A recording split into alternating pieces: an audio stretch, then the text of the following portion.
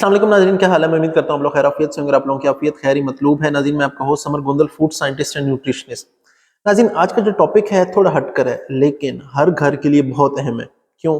کیونکہ یہ چیز ہمارے ہر گھر میں استعمال ہوتی ہے۔ وہ کیا ہے ناظرین؟ سپنج۔ کس لیے؟ برتنوں کو صاف کرنے کے لیے، دھونے کے لیے ہم ہر گھر میں استعمال کرتے ہیں، امیر سے امیر ہو یا غریب سے غریب ہو۔ تو اس کے حوالے سے آج کوئی بہت انپورٹنٹ ڈسکشن کریں گے ناظرین۔ وہ کیا ہے؟ سب سے پہلے تو میں آپ کو یہ بتانا چاہتا ہوں کہ یہ سپنج ہم نے ریپلیس کرنا ہے، تبدیل کرنا ہے، تو کتنے ٹائم کے بعد؟ ناظرین، امریکہ کا ایک ڈپارٹمنٹ ہے، centre for disease control and prevention, ٹھیک ہے، آپ کو اس کا یہاں لوگو بھی نظر آ رہا ہوگا۔ وہ یہ کہتا ہے کہ ہمیں 1 سے 2 ہفتے کے اندر یہ سپنج کو لازمی تبدیل کرنا چاہیے۔ اچھا ناظرین، اب یہ تو بات آ گئی، جب انہوں نے CDC نے کہا کہ کتنے ٹائم کے بعد کرنا ہے، میں نے آپ کو بتا دیا 1 سے 2 ہفتے کے بعد۔ تو کیا اس کی لائف انکریز کی جا سکتی ہے؟ اور اگر ہم تبدیل نہیں کرتے تو کیا ہوتا ہے؟ ناظرین، جو سائنٹیفک ریسرچ ہے وہ یہ کہتی ہے کہ اگر آپ سپنج کو ہفتے سے زیادہ ٹائم لیتے ہیں تو وہ کہتے ہیں کہ اس کے اوپر اتنے زیادہ بیکٹیریا موجود ہوتے ہیں جتنے کہ آپ کے واش روم میں موجود ہوتے ہیں۔ تو اس سے کیا ہوگا کہ جو آپ برتن دھوئیں گے ان کے ساتھ ساتھ بیکٹیریا آگے سے آگے سپریڈ ہونا شروع ہو جائے گا، اور آپ کو مختلف بیماریاں لگ سکتی ہیں۔ خاص طور پہ ایکولائی کے حوالے سے بتا رہے ہیں، یعنی کہ فوڈ پوائزننگ، ہیضہ ہونے کے چانسز زیادہ سے زیادہ ہونا شروع ہو جاتے ہیں۔ ناظرین، سب سے پہلے تو میں یہاں ایک بات یہ کہنا چاہتا ہوں، مجھے سمجھ نہیں آتی یہ جو بھی ریسرچ کرتے ہیں اسے واش روم کے ساتھ پتہ نہیں کیوں کمپیئر کرنا شروع کر دیتے ہیں۔ لیکن چلیں، ریسرچ کے حد تک بات یہ درست ہے۔ انہوں نے کہا کہ اس پہ اتنے جراثیم موجود ہیں جتنی واش روم کی سیٹ پہ موجود ہوتے ہیں، تو اس لیے ہمیں تبدیل کرنا چاہیے۔ تو ناظرین، کیا ان بیکٹیریا کو ختم کیا جا سکتا ہے؟ تو ناظرین، ہم جو ڈش واش یوز کر رہے ہوتے ہیں نا، تو اس سے تو یہ بیکٹیریا ختم نہیں ہوتے، ایک بات کلیئر ہو گئی۔ تو ناظرین، اس سے ہم سینیٹائز کر سکتے ہیں، ڈس انفیکٹ کر سکتے ہیں۔ کس طرح کر سکتے ہیں؟ میں آپ کو آسان سا طریقہ بتاتا ہوں۔ وہ کیا ہے کہ ناظرین، جو بوائلنگ واٹر ہے، جو پانی ابل رہا ہوتا ہے، ٹھیک ہے، جو پانی فل ابل رہا ہے نا، آپ اس کے اندر سپنج کو ڈال دیں۔ کتنی دیر کے لیے؟ کم از کم 20 سیکنڈ کے لیے۔ اگر آپ 20 سیکنڈ بعد نکالیں گے تو وہ جتنے بھی اس کے اندر بیکٹیریا ہوں گے وہ تو مر چکے ہوں گے۔ ایک اور بھی جنرل پرسیپشن یہ ہے کہ جب اس میں سے بو آنے شروع ہو جائے آپ تب بھی اسے ضائع کر سکتے ہیں اور نیا سپنج لے سکتے ہیں۔ لیکن ناظرین، جہاں بات ختم نہیں ہوتی، جہاں ایک نیا کٹا کھلتا ہے، وہ کیا ہے ناظرین؟ وہ یہ ہے کہ یہ سپنج کس چیز کا بنا ہوتا ہے؟ جو فوم ہے، بیسیکلی یہ پلاسٹک ہے۔ تو جو پلاسٹک ہے نا، وہ نینو اور مائکرو پلاسٹک ریلیز کرتا ہے، اور وہ کیا، ہم برتن دھوں گے وہ برتنوں پہ آ جائیں گے، اور وہ برتن جب ہم استعمال کرتے ہیں وہ پلاسٹک ہمارے اندر آنا شروع ہو جاتا ہے۔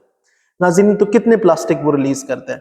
جیسے بیکٹیریا کروڑوں کی تعداد میں تھے نا، تو میں آپ کو بتاؤں جو مائکرو پلاسٹک ریلیز کرتا ہے یہ کروڑوں کی تعداد میں نہیں ہے، یہ کوئی 45 ارب سے بھی زیادہ بنتا ہے۔ میں آپ کو جو ایگزیکٹ فگر ہے وہ یہاں مینشن کر دیتا ہوں، وہ آپ دیکھ لیں۔